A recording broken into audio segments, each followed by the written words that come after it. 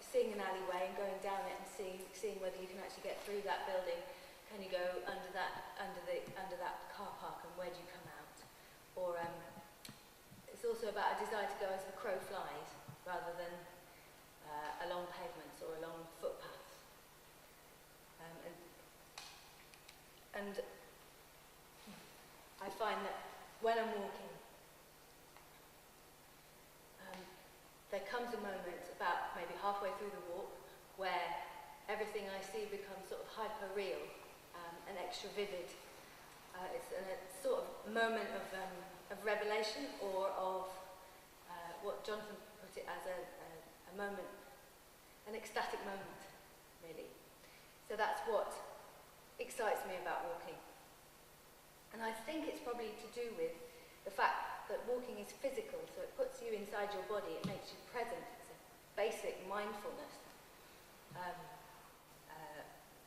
And if you're actually there in a place, then it helps you to see it more vividly.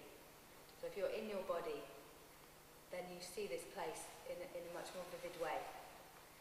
And another aspect of it is sometimes fear. So I will go into places where I wouldn't normally want to walk alone.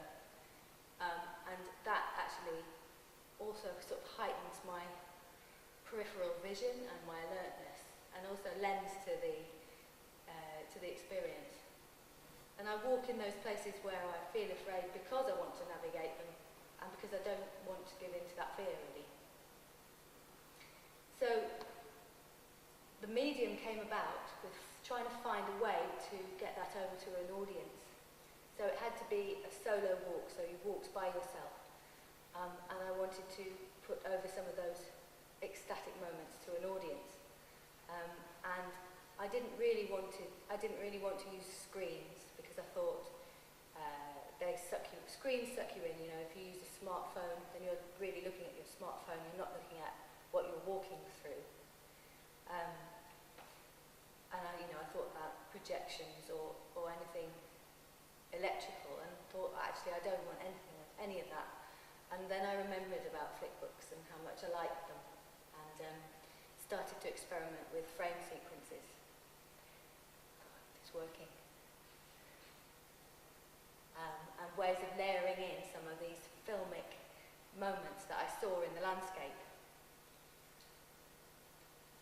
So how the experience works for an audience is you take a set of flipbooks like this.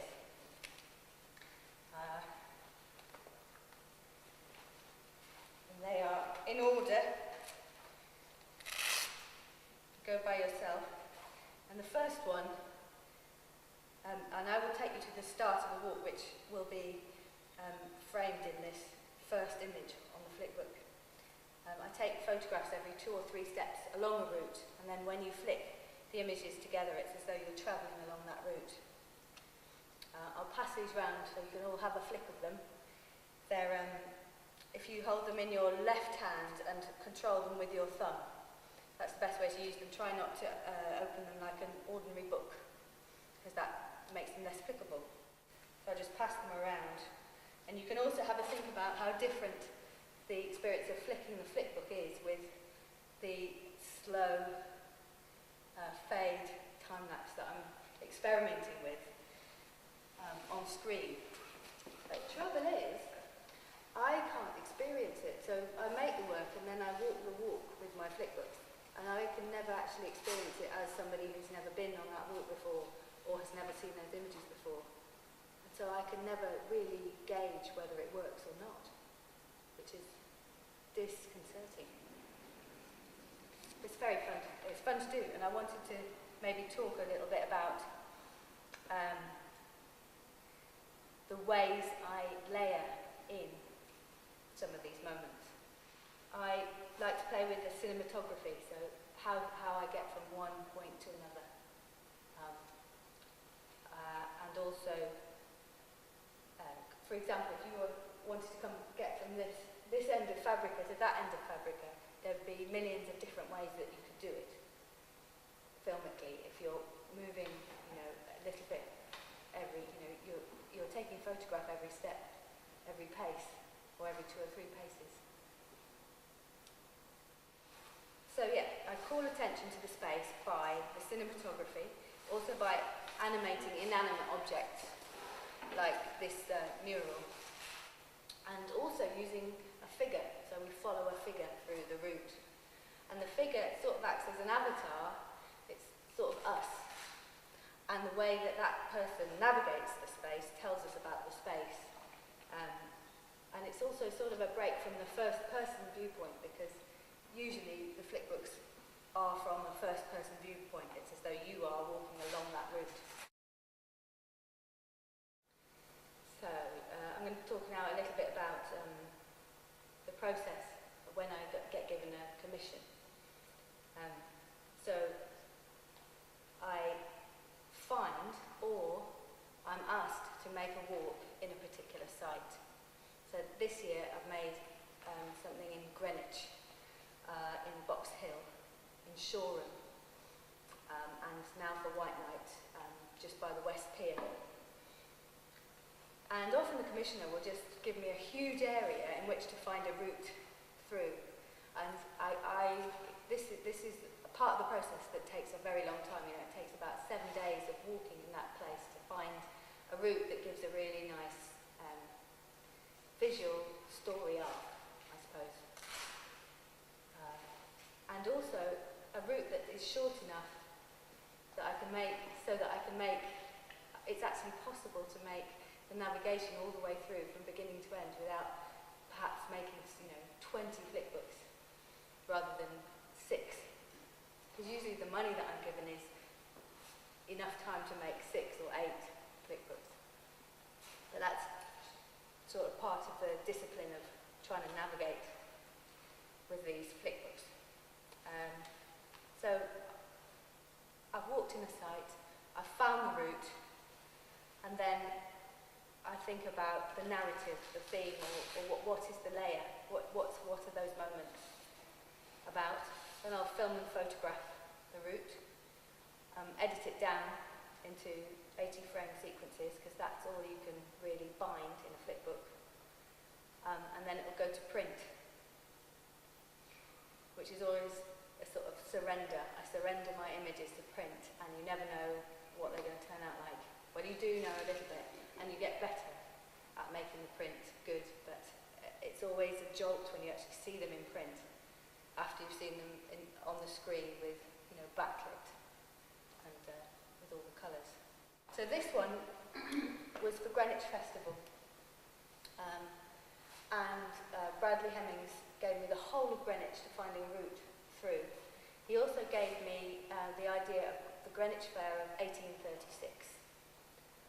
And luckily there's this brilliant essay by Dickens, writing under the name of Boz, and it's about the Greenwich Fair. And it describes the festival experience almost as if it's just almost like a modern festival experience, really. You end up on top of a carriage at 4 in the morning, not knowing how you got there. You meet, you bump into people you've never met before and spend the evening with them. All this sort of spontaneous stuff. And so that's what I decided to take from Dickens's essay, was that sort of enduring festival experience. So I spent days and days walking Greenwich to find this story and this route, and I made a route that started at the top of Greenwich Park and went all the way down to the river, to a sort of deserted wharf area. And thinking about it, it would have taken probably half a year to make the navigation all the way through, and we decided just to use Greenwich Park. And so I made a 6 or 8 sequence walk from the top of Greenwich Park to the bottom, and included what people say is the inspiration for the festival itself, which is this activity called tumbling, where people hold hands and run down the hill as fast as they can and then end up in a heap at the bottom, which was the inspiration behind that sequence that you just saw of the woman in the red dress jumping into the blue, as it were. And And Greenwich, because I'd been given this idea of, I don't know, Dickensian historical sort of scenarios, it became a sort of play. So the flipbook story, the narrative was a bit like a play, and it had lots of characters, which was different to what I'd done in the past, which was sort of quite a lot more abstract. For example, this is Chester City Wall. And this was just about how this woman that I worked with, the actor, how she navigated the space. And just over that wall at the edge, where she's climbing over, is a huge drop. So I suppose I just watched that film about vampires, which is called Let the Right One In. And I was obsessed with that sort of superpower of being able to fly or jump vast distances. And so I think that influenced this a little bit. I mean, my original idea with this, I had to walk the city wall by myself at night. I had sort of very limited time to film it because the money for accommodation and travel was really small. So I had these few days in which to take all the footage I needed. And I think I decided I wanted a figure in it because I wanted somebody with me, so I wasn't on my own. Partly, but also it became, the longer I spent on this section of the wall, the more I felt at home there. So I suppose the longer you occupy somewhere, you feel afraid, the more you actually feel, actually this is my place now, I'm not going to be scared here. Off the path, which was, I don't know where that stopped. Off the path, which was in the woods in Stammer Park, I got more and more afraid, in fact. I mean, especially when it was a windy day, and I was in the middle of a wood, because of the noise in the leaves, you can't actually see, you can't hear anybody coming, so you keep your eyes open all the time. And I think I just got lost in being in that place with the wind. So yeah, it was this wood, in fact, with this wall in it, which is such a beautiful, long perspective. Yeah, it was, I think it was 19 sequences long, took an hour and a half. It's a bit of a marathon. And for example, White Night is 6 sequences. But it's still taken me about 2 months to make. Yeah. Do you want to hear about any other commissions? Or tell us about the Shoreham one. The Shoreham one. The Shoreham one was really nice and simple because we decided right at the beginning to use the bridge. And the bridge I discovered was like a key part of Shoreham because everybody who lives on the beach side, which is a sort of island peninsula bit, comes over and back at least twice a day, so it's constantly busy. And I got fascinated with underneath the bridge. We went in and rode underneath it. And again, it was a beautiful, long perspective.